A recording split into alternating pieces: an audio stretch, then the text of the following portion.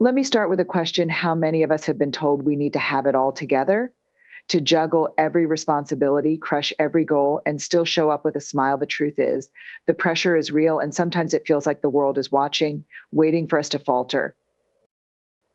But let me tell you this: smart women don't succeed because they never stumble.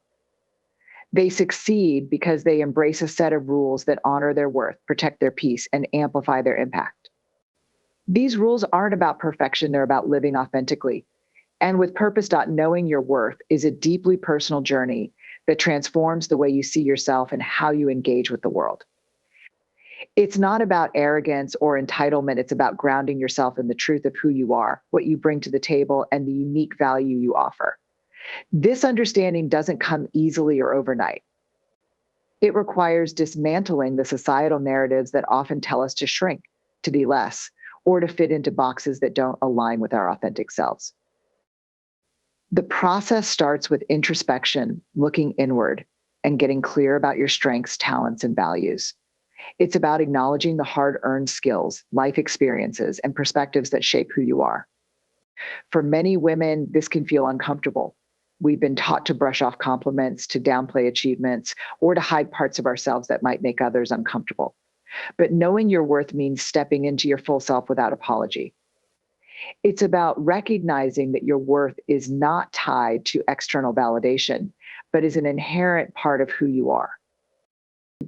The challenges to knowing your worth are plenty. Society often rewards women for being accommodating, quiet, and agreeable. We are encouraged to put others' needs above our own, to avoid conflict, and to seek approval. These messages, reinforced over time, can erode our confidence and make us question our value. To combat this, it's essential to unlearn these patterns and replace them with affirmations of self-worth.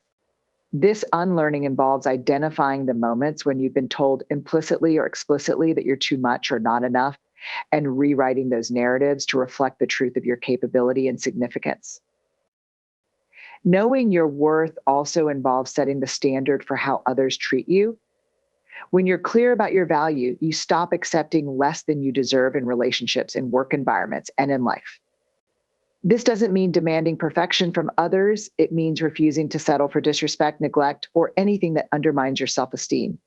By doing so, you send a powerful message not just to others, but to yourself, that you are worthy of respect, care, and consideration. Equally important is understanding that knowing your worth isn't about never feeling doubt. Self-doubt is a natural part of being human, especially when stepping into new or challenging situations. The difference is that when you know your worth, you don't let doubt define you.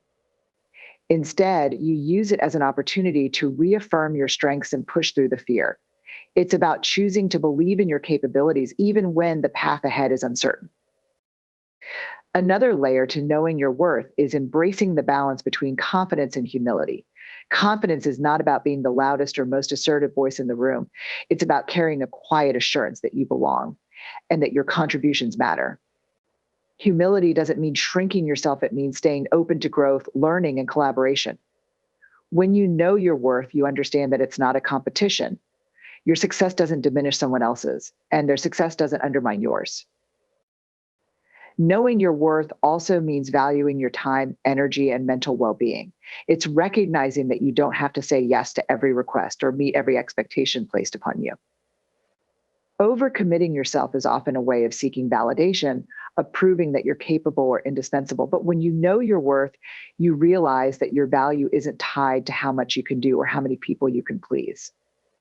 Instead, you prioritize what aligns with your goals, values, and well-being, and you let go of the rest without guilt. Finally, knowing your worth is an act of courage. It takes bravery to advocate for yourself, to set boundaries, and to stand firm in the face of criticism or resistance. It's not always easy to claim your space in a world that might prefer you to stay small. But each time you choose to honor your worth, you pave the way for others to do the same. You become a beacon of self-respect and authenticity, showing others that it's possible to live fully and unapologetically. This journey is ongoing. There will be moments when you doubt yourself, when you feel the pull to shrink back into old patterns. But with each step forward, you strengthen the foundation of your self-worth and deepen your understanding of the value you bring to the world. Setting boundaries is one of the most profound acts of self respect and self care. It's the process of defining what is acceptable and unacceptable in your life, and it allows you to protect your time, energy, and emotional well being.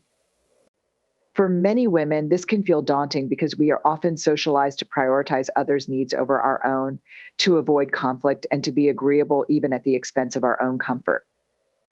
But setting boundaries isn't about creating division or pushing people away. It's about fostering healthier relationships with yourself and others by communicating your needs clearly and confidently. Um, at its core, boundary setting begins with self awareness. To set effective boundaries, you first need to understand your own limits, what drains you, what feels overwhelming or intrusive, what aligns with your values and what doesn't. These are the questions that guide you in identifying where boundaries are needed. For many people, this realization comes after repeated feelings of burnout, resentment, or frustration, signs that their personal boundaries have been crossed. Paying attention to these emotions is key because they are signals from your mind and body that something needs to change. Once you recognize the need for boundaries, the next step is learning to communicate them. This can be one of the hardest parts, especially if you've been conditioned to fear confrontation or worry about being perceived as selfish. But setting boundaries is not about being harsh or unkind. It's about being clear and direct and expressing your needs. When you communicate a boundary, it's not about controlling others, it's about asserting your right to care for yourself. For example, if someone frequently calls you during work hours, a boundary might sound like, I really value our conversations, but I need to focus during work.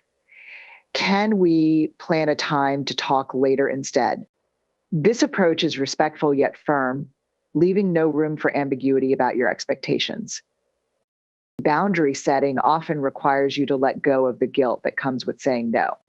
Many of us are taught to believe that saying no makes us unkind or uncooperative. But the truth is that every time you say yes to something that doesn't serve you, you're saying no to something else, often something that matters deeply to you. Saying no is not a rejection of people, it's an affirmation of your priorities. It's a way of ensuring that your energy is spent in alignment with what truly matters to you rather than being dispersed in directions that leave you feeling depleted. It's also important to understand that boundaries are not just for managing relationships with others, they're also about managing the relationship you have with yourself. Sometimes setting a boundary means deciding how you will treat yourself and what behaviors you will or won't tolerate from yourself. For instance, this might look like setting limits on negative self talk, creating a schedule that allows for rest and rejuvenation, or committing to habits that support your physical and emotional health. These internal boundaries are just as important as external ones because they shape how you show up in every aspect of your life. Enforcing boundaries can be challenging, especially when others resist them. Some people may test your boundaries, whether intentionally or unintentionally, because they are used to a certain dynamic. In these moments, it's crucial to stay firm and consistent. Remember, boundaries are not about changing someone else's behavior, they are about how you choose to respond to that behavior. For example, if someone continues to dismiss your boundary, you might need to follow through with a consequence, such as limiting your interactions with them. This is not an act of punishment, it's an act of self preservation. Another vital aspect of boundary setting is recognizing that boundaries are not fixed, they are dynamic and can change over time. As you grow and evolve, your needs may shift and your boundaries will need to adjust accordingly. For instance, what felt manageable at one stage of your life might become overwhelming at another, requiring you to reassess and reinforce new limits. Flexibility and boundary setting is important, but so is maintaining clarity about what remains non negotiable for you. Setting boundaries is also an act of compassion, not just for yourself, but for others. When you set clear boundaries, you reduce misunderstandings and create a foundation for healthier interactions. People know what to expect from you, and you know what to expect from them. This clarity fosters trust and respect, which are essential for any meaningful relationship. It also frees you from the resentment that can build when you feel overextended or taken for granted. Ultimately, setting boundaries is a skill that takes practice and patience. It requires you to confront discomfort, challenge old patterns, and stand firm in the face of pushback. But with each boundary you set, you strengthen your sense of self-worth and create space for what truly matters in your life. Over time, this practice becomes a powerful affirmation of your right to live authentically and on your own terms.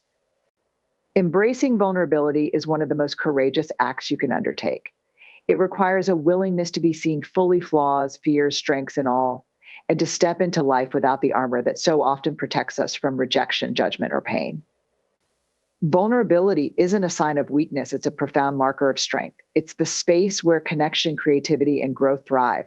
Yet for many of us, vulnerability feels like a risk we're not willing to take. From a young age, we're taught to avoid vulnerability. Messages like don't cry, be strong, or don't let them see you sweat shape our perception that vulnerability is something to be hidden. This conditioning creates a barrier between who we are and how we show up in the world. We wear masks to appear more confident, capable, or in control than we feel.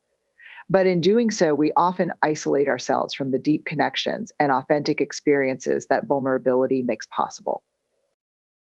Vulnerability begins with self awareness. It requires you to look inward and ask yourself where you're holding back out of fear. Are there parts of yourself you're hiding because you worry they won't be accepted?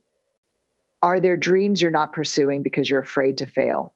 When you avoid vulnerability, you limit your potential. You stay within the bounds of what feels safe and familiar, but you miss out on the growth that comes from stepping into the unknown. One of the most transformative aspects of embracing vulnerability is the way it deepens connection. True connection with others can only occur when we allow ourselves to be seen as we are, not as we think we should be. When you share your struggles, fears, or hopes with someone, you create space for them to do the same. This mutual exchange builds trust and intimacy, fostering relationships that are grounded in authenticity. Without vulnerability, relationships often remain surface level, lacking the depth and resilience that come from knowing and accepting each other's imperfections. Embracing vulnerability also opens the door to creativity and innovation. Creativity at its core is about putting something out into the world that didn't exist before, whether it's a piece of art, a business idea, or a personal project. This act inherently involves risk because there's always the possibility that your work will be criticized, misunderstood, or ignored. But when you lean into vulnerability, you move past the fear of judgment and into the joy of creation. You understand that the process itself is valuable, regardless of the outcome. Vulnerability is essential in leadership and personal growth as well. Leaders who embrace vulnerability foster environments where honesty and collaboration flourish. They model what it means to take risks, admit mistakes, and seek input from others. This not only builds trust, but also empowers those around them to bring their authentic selves to the table. On a personal level, vulnerability allows you to face challenges with resilience. It's not about avoiding fear or failure, it's about acknowledging those emotions and moving forward anyway. The path to embracing vulnerability often involves overcoming fear of rejection, failure, or being misunderstood. These fears are valid because vulnerability does come with risks. Not everyone will respond to your openness with kindness or understanding, but the rewards far outweigh the risks. Each time you allow yourself to be vulnerable, you strengthen your ability to navigate discomfort and uncertainty. You learn that your worth isn't tied to others' opinions, and you become more comfortable standing in your truth. Another critical aspect of vulnerability is learning to be compassionate with yourself. Being vulnerable doesn't mean you have to be perfect or always get it right. It's about showing up even when you feel uncertain or scared. Self-compassion allows you to embrace vulnerability without harsh self-criticism. When you make mistakes or feel exposed, you can remind yourself that these experiences are part of being human. They don't diminish your worth, they enhance your ability to connect and grow. Embracing vulnerability also challenges you to reframe your perception of failure. So often we avoid vulnerability because we associate it with the risk of falling short. But failure is not the end of the story, it's a stepping stone to success. When you approach failure with curiosity rather than shame, you unlock valuable insights that help you move forward. Vulnerability shifts your focus from avoiding failure to embracing the lessons it offers. Living vulnerably requires intention and practice. It means choosing to show up and be seen, even when it feels uncomfortable. It means sharing your thoughts, feelings, and dreams with others, even when you're not sure how they'll respond. It means taking risks and stepping into uncertainty because you know that's where growth happens. Vulnerability is not a one-time act, but a continuous choice to live authentically. Over time, the practice of vulnerability becomes empowering. It helps you build deeper relationships, foster creativity, and approach challenges with courage. It reminds you that your imperfections don't make you less, they make you less, they make you real. And in a world that often celebrates perfection over authenticity, being real is a radical and beautiful act. Failure is often seen as the ultimate setback, the moment when all efforts seem wasted and self doubt takes center stage. It's a word laden with negativity, evoking feelings of shame, inadequacy, or defeat. But what if failure isn't the end? What if it's not the verdict on your worth or potential, but a natural part of growth, learning, and success? Redefining failure means shifting your perspective from viewing it as a dead end to recognizing it as a stepping stone, a necessary and valuable part of the journey toward your goals. At its core, failure is feedback. It's life's way of showing you what isn't working, where adjustments are needed, and how you can refine your approach. It's not personal, even though it often feels that way. When you fail at something, it doesn't mean you are a failure. It simply means that a particular strategy, method, or attempt didn't yield the desired result. This distinction is crucial because conflating your self worth with your outcomes can lead to paralyzing fear of failure, which in turn limits your willingness to take risks or try new things. One of the biggest challenges in redefining failure is unlearning the societal narratives that frame it as something to avoid at all costs. From an early age, many of us are taught that success is linear and that any deviation from the path is evidence of incompetence or weakness. These messages are reinforced in school, work, and even social settings where achievements are celebrated and mistakes are often met with criticism or judgment. However, when you look at the lives of innovators, leaders, and trailblazers, one thing becomes clear: failure is not an exception in their stories, it's a cornerstone. You consider the process of learning a new skill. Whether it's riding a bike, learning to cook, or starting a business, the path is rarely smooth, mistakes are inevitable, and the lessons they bring are indispensable. Each misstep teaches you something you didn't know before: how to balance better, how to season just right, or how to manage resources effectively. Without these failures, progress would be impossible. Yet, when the stakes are higher, such as in relationships, careers, or personal aspirations, failure often feels heavier, as though it defines who you are rather than what you've done. To redefine failure, it's essential to view it through a lens of curiosity rather than judgment. Instead of asking, why did this happen to me? Try asking, what can I learn from this? Shifting your mindset in this way allows you to approach failure with openness and resilience. It becomes less about what went wrong and more about what can be improved.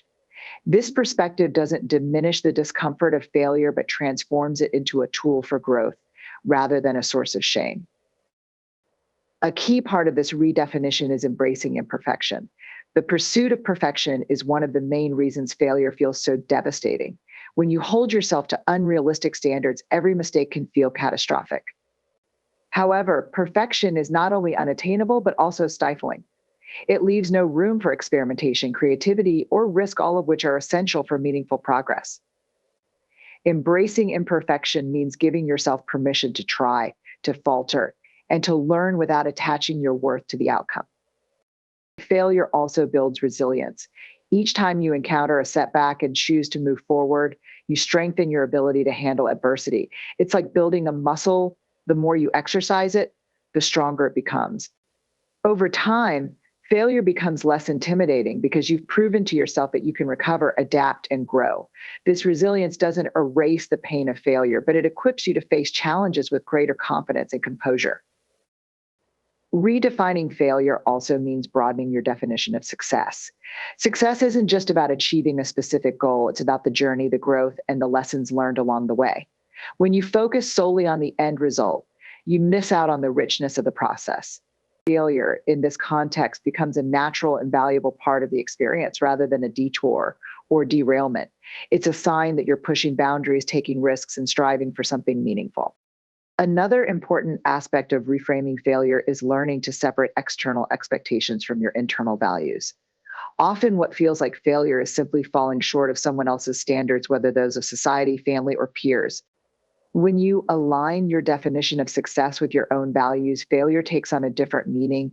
It becomes less about meeting external benchmarks and more about staying true to yourself and your goals. Finally, redefining failure requires self-compassion. It's easy to be your harshest critic when things don't go as planned, replaying mistakes in your mind and questioning your abilities. But self-compassion reminds you that failure is a universal human experience. It's not something to hide or be ashamed of, but an opportunity to show yourself kindness and understanding. Treating yourself with the same grace you'd extend to a friend who's struggling allows you to bounce back more quickly and move forward with renewed confidence. Failure is not the opposite of success, it's part of it. It's the messy, uncomfortable, and often humbling process that shapes you into a stronger, wiser, and more capable version of yourself. Each failure holds a lesson, and each lesson brings you closer to the person you're meant to become. Redefining failure isn't about minimizing its impact, but about embracing its potential to transform and propel you forward. Building supportive relationships is a cornerstone of a fulfilling and resilient life. Human beings are inherently social, and the connections we form shape how we experience the world. Supportive relationships provide a sense of belonging, encourage growth, and offer stability during life's inevitable challenges. They are not about perfection, but about mutual respect, trust, and care, a balance that requires intentional effort, vulnerability, and reciprocity. Supportive relationships begin with self-awareness. To cultivate meaningful connections, you first need to understand your own needs, boundaries, and values. What kind of support do you seek from others, and what kind are you prepared to give? When you're clear about what matters to you, it becomes easier to identify people whose values and priorities align with yours. Building these connections doesn't mean everyone in your life has to share your interests or perspectives, but it does mean seeking relationships where mutual respect and empathy are present. One of the most critical aspects of supportive relationships is communication. Honest, open communication lays the foundation for trust and understanding. It allows you to express your needs, share your feelings, and resolve conflicts in a healthy way. At the same time, being a good communicator involves more than just speaking. It requires active listening. Listening without judgment, interruption, or the intent to reply immediately shows the other person that their thoughts and feelings. This practice fosters deeper connections and demonstrates a willingness to support each other genuinely. Supportive relationships are built on a foundation of vulnerability. Letting others see your authentic self, your fears, struggles, dreams, and triumphs creates an environment of trust and intimacy. Vulnerability can feel risky, especially in a world that often equates openness with weakness. But allowing yourself to be seen fully invites others to do the same, breaking down walls and creating bonds rooted in authenticity. This mutual openness not only strengthens relationships, but also reduces feelings of isolation. Another essential element of supportive relationships is reciprocity. These connections thrive when both parties give and receive support. This doesn't mean every act of kindness or support needs to be perfectly balanced, but there should be a sense of mutual effort and care. If a relationship feels one-sided over time, it can lead to resentment or emotional exhaustion.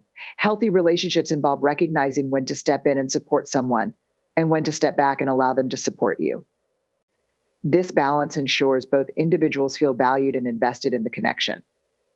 Setting boundaries is also vital in building supportive relationships. A strong bond doesn't mean sacrificing your needs or constantly putting others first. Boundaries help maintain a healthy dynamic by ensuring that you're not overextending yourself or allowing someone to overstep. They also create clarity about expectations and reinforce mutual respect. For example, you might set a boundary around how much emotional labor you can provide or how much time you can dedicate to a relationship without compromising your well-being. Clear boundaries protect the relationship while preserving your energy and emotional health. Supportive relationships also involve celebrating each other's successes and navigating challenges together.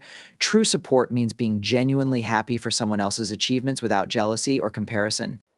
It's about cheering them on when they reach milestones and being their anchor when they face setbacks. This kind of unconditional support creates an environment where both individuals feel safe to strive for their goals and lean on each other during difficult times. Trust is the glue that holds supportive relationships together. It's built through consistency, honesty, and reliability over time. Trust means knowing that someone has your back and that their intentions align with your well-being. It also means being reliable yourself, showing up when you say you will, keeping confidences, and being dependable in times of need. When trust is established, it creates a safe space for growth, vulnerability, and collaboration, which strengthens the relationship. Another key to supportive relationships is adaptability. Life is constantly changing, and so are the people in it. Supportive relationships evolve alongside these changes, requiring flexibility and willingness to grow together.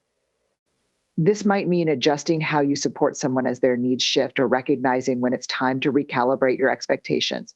Being adaptable ensures that the relationship remains strong and relevant, even as circumstances change. Lastly, building supportive relationships requires gratitude and acknowledgement. It's easy to take the people who support us for granted, especially when they've been consistent fixtures in our lives. Taking time to express appreciation for their presence and effort strengthens the bond and reminds both parties of the value they bring to each other. Whether it's a heartfelt thank you, a small gesture of kindness, or simply acknowledging their impact, showing gratitude nurtures the connection and reinforces its importance. Supportive relationships don't happen by chance. They are the result of intentional effort, mutual respect, and shared commitment. They thrive on communication, vulnerability, reciprocity, and trust, and they grow stronger with gratitude and adaptability. These relationships not only enrich our lives, but also provide the stability, encouragement, and companionship we need to navigate life's ups and downs. Building them takes time and care, but the rewards are immeasurable. A network of people who uplift, inspire, and stand by you, no matter what. Celebrating wins and embracing rest are two essential yet often overlooked elements of a fulfilling and balanced life. They are not indulgences or luxuries, but vital practices that sustain motivation, foster self-worth, and ensure long-term well-being. In a world that often glorifies constant productivity and relentless striving, taking the time to honor your achievements and allow yourself to rest is an act of self-respect and self-care. It's about recognizing that your value isn't solely tied to your output, but also to your ability to nurture yourself and savor the journey. Celebrating wins, big or small, is a powerful way to acknowledge your efforts and reinforce positive momentum.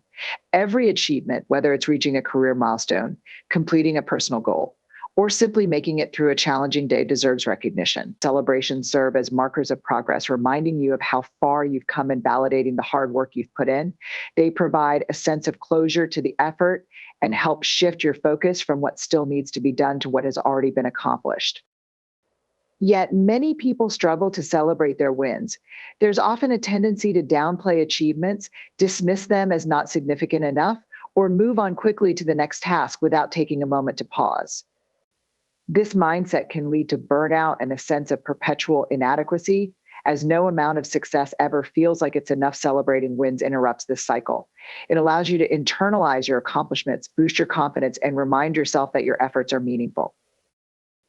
The way you celebrate doesn't have to be extravagant or elaborate. It can be as simple as taking a moment to reflect on your achievement, sharing it with loved ones, treating yourself to something you enjoy, or writing down your feelings of pride and gratitude.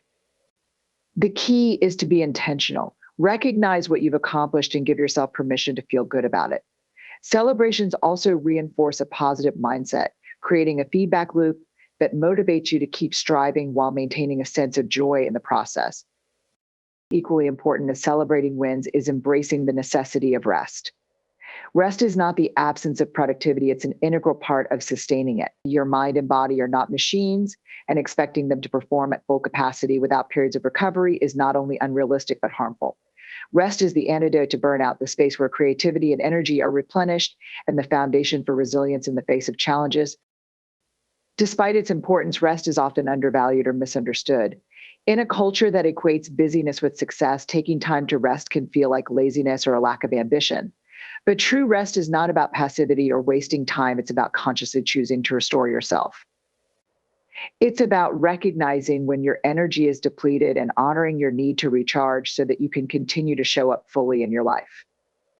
Rest comes in many forms, and what works best depends on your individual needs and circumstances. It might be physical rest, like getting enough sleep or taking a break from physical exertion. It might be mental rest, like stepping away from work, unplugging from screens, or engaging in a relaxing hobby. It might also be emotional rest, like spending time alone to process your feelings or seeking comfort in the presence of loved ones.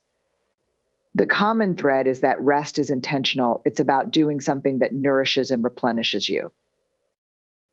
One of the most profound aspects of rest is its role in fostering creativity and problem solving.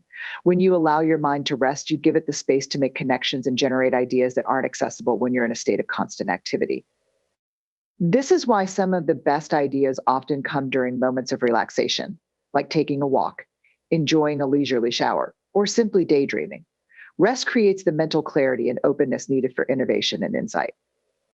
Integrating celebration and rest into your life also requires you to challenge the internalized belief that your worth is tied to your productivity. This mindset can make it difficult to pause, even when you're exhausted or in need of a break.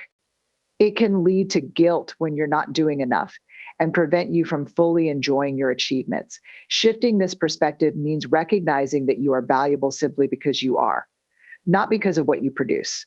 Celebrating your wins and resting are ways to affirm this truth. Both celebration and rest are acts of gratitude for your efforts, your progress, and the opportunities you've had along the way. They are moments to appreciate not just what you've done, but also who you are becoming.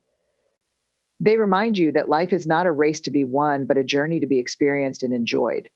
They help you stay grounded, balanced, and connected to what truly matters. By celebrating wins and embracing rest, you create a rhythm in your life that supports both achievement and well being. You allow yourself to move forward with purpose while staying present and centered. These practices are not distractions from success, but essential components of it, enabling you to pursue your goals with energy, joy, and resilience.